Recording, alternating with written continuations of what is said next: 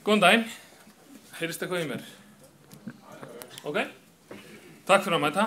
Hjalti Jáksson heiti ég og ég ætla að tala hvort það sé eitthvað mál að skrifa svona farsímaforrit. Og það kannski ágætt að ég taki það fram að ég hef aðalega unnið í að skrifa farsímahugbúnað fyrir iPhone og iPad. Og þá helst við það að taka hugbúnað sem á sér einhvern sambærilegan hugbúnað annarkvort á vef eða á borðtölum og færa hann yfir semst í farsímalausn.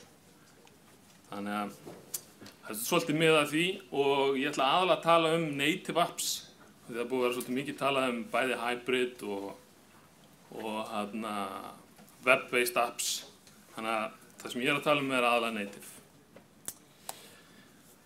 Ég ætla að tala á íslensku en restin af glæranum mínum er á ensku. Ég ætla að vona að það trufli ykkur ekki neitt. Það er svona praktískt atriði bara ef maður skildi þurfa þar aftur seinna. Það sem ég ætla að tala er til að byrja með munurinn á hugbúnaði eða hugbúnaðarþróun fyrir farsíma og hugbúnaðarþróun fyrir borðtölvur eða hvað það er. Svo ætla ég aðeins að fara yfir það hvernig við tökum lausn sem við eigum og færum hann yfir í farsímalausn. Og svona í restina svona nokkuð tips svona áður en þið farið að hringja í einhverja svona eins og mig og biðja mig að skrifa svona forrit fyrir ykkur.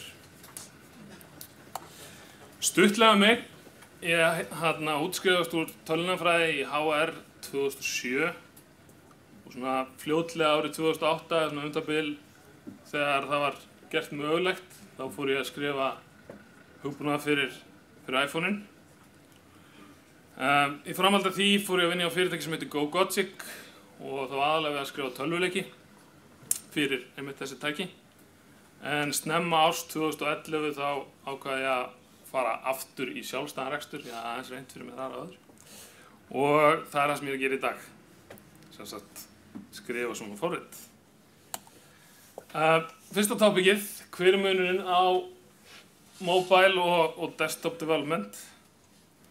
Og mér langaði bara svona til að byrja með að henda þessari spurningu á okkur. Er hugbúnaðargerð erfið og er hún flókin? Og ég held að allir getur verið sammála það, að svari við því er já. Og þegar ég segi hugbúnaðargerð þá er það náttúrulega margt fleira heldur en bara að skrifa hugbúnaðinn. Það þarf að uppfæra hann, það þarf að þjónusta hann og markaðssetja hann og allt sem fylgir því.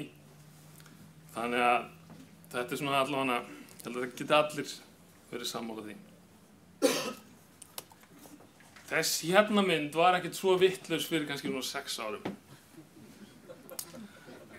Þetta var svona sirka hvernig þetta skiptist. Svona rosa flott og tæknilegt allt þarna megin og kannski ekkert rosalega mikið að gerast þarna í farsímanum. Og ég efast að margir hafi notað farsímanum sína í neitt annað en að hringja og kannski senda stöku SMS. Og nema kannski einstaka BlackBerry userar sem gátu gert allt í tölvupóstinu sínum. Og þá var þetta líka svona raunin. Farsímaforrit voru hálfgerð baby apps eins og ég kýs að kalla það. Og ég efast að fólk hafi einu sinni nefnt að prófa þessi forrit. Þau voru það takmörkuð og óspennandi. Þetta hefur eins og breyst og mjög hratt. Og ég tók sem dæmi forritið sem ég er að nota núna í dag, heitir Keynote. Og það kannski það sem er merkilegt við það er að það sem glærindum mína sem ég bý til á Mac-anum, ég get opnað þær á farsímanum mínum, nákvæmlega sama skjalið, ég get fært til glærur, ég get breytt glærunum og hvað sem er og ég get jafnvel haldið fyrirlesturinn á iPhone-unum mínum. Ég hefði kannski átt að gera það til að prófa smá point hérna. En með öðrum orðum þá er farsímahugbúnaður orðinn alvöru hugbúnaður og er ekki lengur neitt barnahugbúnaður. Og ég ákvað að taka saman svona nokkur atriði sem mér finnst skilgreina alvöru hugbúnað. Og hérna vinstra megin erum við með bara borðtölvuna eða þennan hefðbundna hugbúnað og hægra megin erum við með farsímahugbúnað eða apps, hvað sem við viljum kalla það. Og það er alveg klárt mál að á borðtölvum þá höfum við nóg pláss. endalaust skjápláss og stundum kannski of mikið skjápláss. Og að mínum mati það ekkert alltaf kostur, þar sem að menn geta, kannski þurfa ekkert að spá í því hvort að það búið að tróða aðeins og mikið af hlutum á eitt skjá. Og svona, þannig að það fellur klárlega þarna megin. Flókinn hugbúnaður. Í dag getum við verið með mjög flókinn hugbúnað, bæði á farsímum og borðtölvum. Öflugan hugbúnað sömuleiðis. Og svo hérna concurrent sem ég átti smá erfitt með að finna íslenskt orð yfir, en orðabókin sagði samsíða. Og það sem ég á við með því að hugbúnaðurinn getur verið að vinna margt í einu. Notandinn að flakka á milli einhver hluta í forritinu og vinna í ákveðnum hlutum, og meðan forriti getur verið að gera einhver hluti eins og að senda gögn upp á þjón eða bara vinna í rauninni meira úr gögnunum. Og þetta það sem við forritararnir myndum oft kalla bara multithreaded. Þannig að ef þið skiljið hvað ég á með því, það það sem ég meina með concurrent. Það klárlega báðum megin og eiginlega orðin algjör krafa í farsímahugbúnaði, nútíma farsímahugbúnaði. Connected, ég held að nánast flest allur farsímahugbúnaður í dag hefur einhverja tengingu í netið og nema kannski reiknivélin. Þannig að það á klárlega við báðum megin og það ekki síður flókið farsíma megin, þar sem við þurfum ofta að eiga við mismunandi skilyrði. Og þá meina ég, það engin nettenging, það mjög léleg nettenging, þokkaleg nettenging, hröð nettenging og svo kannski Wi-Fi. Og þetta gerir það verkum og við þurfum að taka mið af þessu og hugbúnaðurinn má ekki bara algjörlega fara í einhverja vitleysu þó svo að það sé eitthvað flökkt þarna. Ég kannski að keyra og svo ég allt í einu komin inn í Hvalfjarðargöngin, forritið þarf að taka á því. Þannig að það í rauninni eykur flækjustýr farsíma megin. Svo síðasti punkturinn það sem ég kalla bara synkaður hugbúnaður og í rauninni orðin hálfgerð krafa á farsímum að þau gögn sem ég að vinna með á farsímanum mínum, ég geti tekið iPadinn þegar ég kem heim og ég sé með það þar líka. Og þetta hins vegar ennþá hálfgerður lúxus, svona borðtölu megin. Auðvitað leyst mjög oft með vefforritum, en engu síður hálfgerður lúxus ennþá. Og þannig að það sem ég vil segja að farsímahugbúnaður í rauninni orðin algjörlega sambærilegum öðrum hugbúnaði í flækjustigi og svona tæknilega séð. Og þá kemur spurningin, hvað kostar eiginlega að búa til svona? Og ég ákvað að taka sem dæmi forrit sem heitir Twitterific og ég gerir ráð fyrir því að flestir hérna inni þekki Twitter. Ég var aðeins að kíkja á Twitter meðan ég satt hérna aðan. Það var alveg þó nokkuð mikið búið að tvíta þennan fund. Þannig að, en hvað það, þá þetta sem sagt eitt vinsælasta Twitter-forritið á iPadinum og ástæðan fyrir að ég að minnast á það að fyrir ekki svo löngu kom upp spurning á síðu sem heitir Stack Overflow, sem svona síða sem aðalega fyrir forritara til að skiptast á skoðunum og spurningum. Og þar spyr einn náungi að því hvort það sé ekki raunhæft að smíða svona sambærilegt forrit á kannski svona 2 vikum eitthvað svoleiðis. Það kemur reyndar ekki fram í spurningunum vegna þess að það búið að ritskoða hana.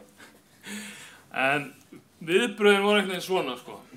Allir sem hefðu eitthvað snert farsímaforritun urðu alveg helvíti reiðir.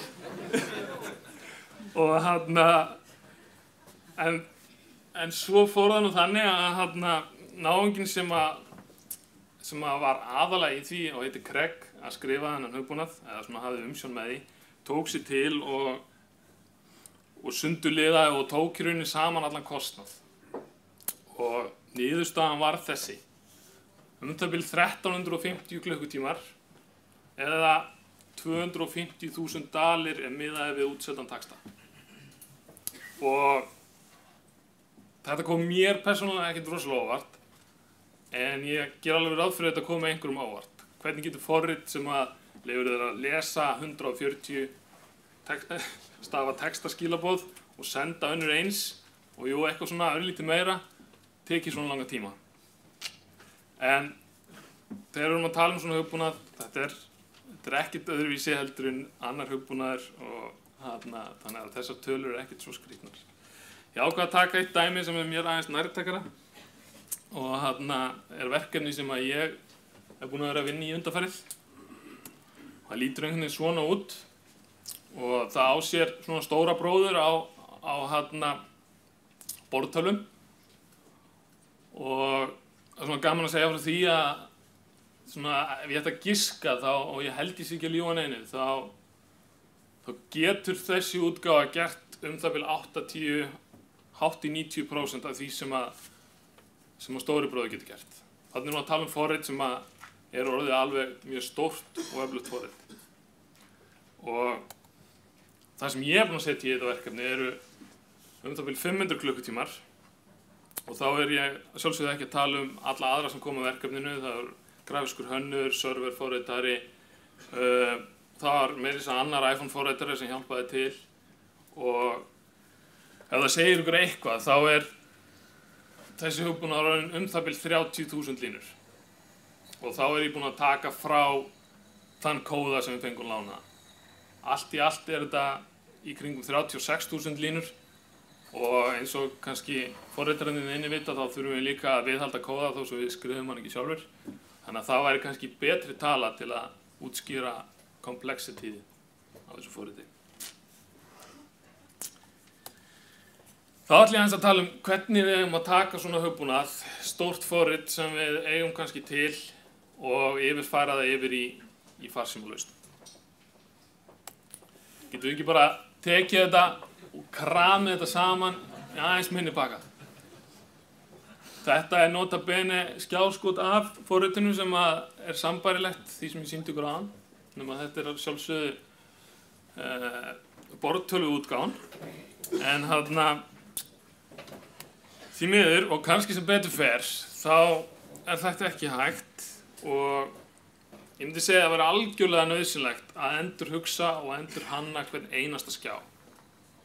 Og það líka bara mjög oft hollt að setjast niður og fólk kemst að einhverju nýju þegar það þarf að skera burtu alla fytuna sko.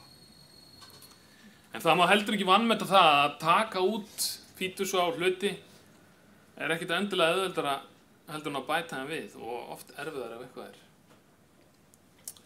Þá hérna spurning sem ég fæ hans oft, getum við notað eitthvað sem við eigum hérna þetta frábæra forrit, getum við ekki bara svona tekið 70% og bara henti yfir eða hvernig sem og svona í stuttu máli, nei. Í flestum tilfellum þarf að endurskrifa megnið af forritinu, allavega svona allt viðmót og mikið af klientvirkni.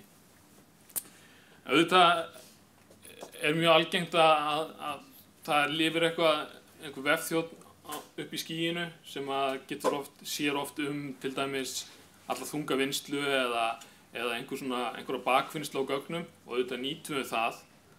En allavega eins og þeir í iPhone heiminum þá mjög algengt að við getum nýtt einhvern kóða úr öðrum lausnum. Ef ég ætti að gefa eitt tipp áður en að menn fara út í þetta, þá það að finna út hver lágmarkskrafan að þetta forrit geri og byggja svo á því. Það nokkurn veginn það approach sem við tókum í forritinu sem ég sýndi ykkur áðan. Til að byrja með þá tókum við bara algjörlega crucial featuresin sem þurfti að vera fyrir notanda og hægt og rólega bættum við svo ofan á það. Ég held að fyrsta útgáfa sem við gáfum út var örugglega svona 20%, svo hægt og rólega byggðum við ofan á því.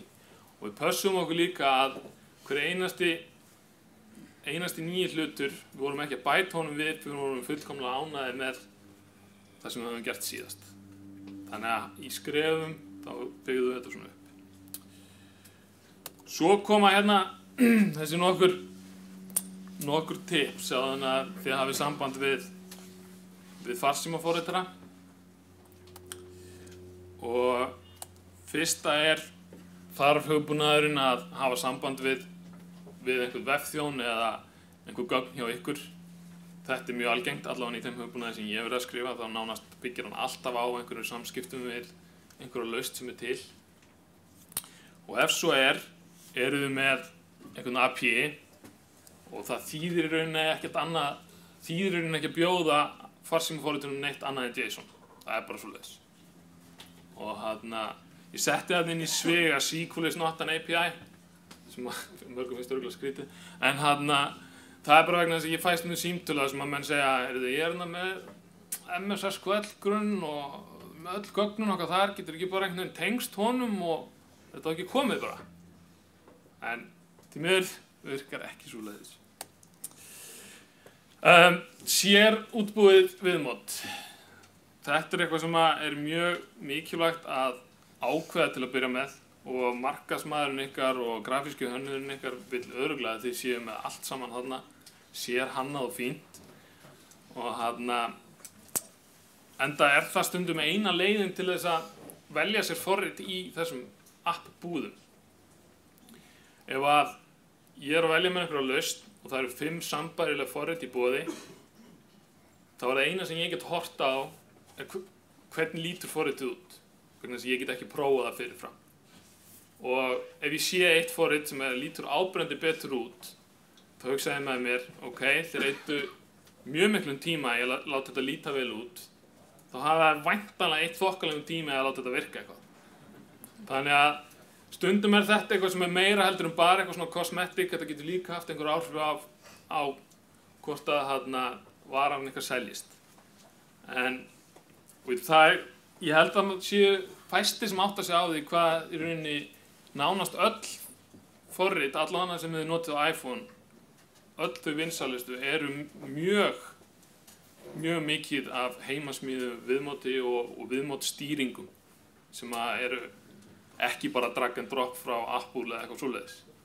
Ég held að nánast öll top 10 forritin eru algjörlega með sérsmíðum viðmótstýringum og útliti. Þannig að þetta eitthvað sem mjög mikilvægt að átta sig á í byrjun og ákveða vegna þess að það ekki gott og bara mjög tímafrekt að hringla með útlitið eftir á. Þetta ekki eins og vefsíða sem þú, ég hendi þessu bara í blátt hérna. Það ekki alveg eins. Þetta annar punktur sem mjög mikilvægt að vera með á hreinu. Þarf þessi hugbúnaður að vera available eða vera til staðar þegar notandinn einhvers staðar ofan í kjallara eða hvað sem Og það sem ég meina með þessu að eins og til dæmis í mínu tilfelli í hugbúnaðinum sem ég var að sýna ykkur áðan, við viljum að notandi getur skráð allar upplýsingar og breytt upplýsingum og fengi þessi gögn í rauninni þannig að hugbúnaðurinn ekkert að stoppa hann, ekkert að kvarta yfir því að vanti nettengingu, ekkert slíkt. En leið hann kemst aftur í netsamband, þá þessi gögn synkuð upp á serverinn. Universal eða iPhone og iPad. iPad ekki bara risastór iPhone, þannig að fá iPad app ekki bara svona einn ekstra fítus. Það þarf að hugsa mjög oft, endurhugsa viðmótið að miklu leyti og hugsa plássið og alla þessa hluti. Þannig að ekki horfa á það sem bara svona ekstra punkt í kröfulýsingunni. Svo það kannski síðasti punkturinn sem ekkert kannski mjög auðvelt fyrir ykkur að fá svör við, en það ágætt að vera með að reyna hvort að þetta sé hreinlega leyft á þessu tæki. Og nú veit ég að Android-mennirinn alveg flissandi alveg, af því að þeir mega rauninni gera allt á sínum símum. En í mínu tilfelli þá ýmislegt sem að bara hreinlega ekki mögulegt. Og sem gott dæmi að já.ri sem mjög góða lausn fyrir Android sem að flettir upp símanúmerinn sem að hringja ykkur og gefur ykkur nafnið á þeim sem að hringja. Þetta bara ekki tæknilega hægt á iPhone, eins og allavega landslagið í dag. Við höfum engar leiðir til að hringla með símhringingar eða slíkt. Svona ég ætla að taka þetta saman í einn punkt og svona aðalpointið mitt að farsímaforritun ekkert frábrugðið en annarri forritun og við erum með alveg álíka flókin hugbúnað, álíka mikil vinna við að þjónusta og allt það. Þannig að það svona eiginlega lokapunkturinn. Takk fyrir mig.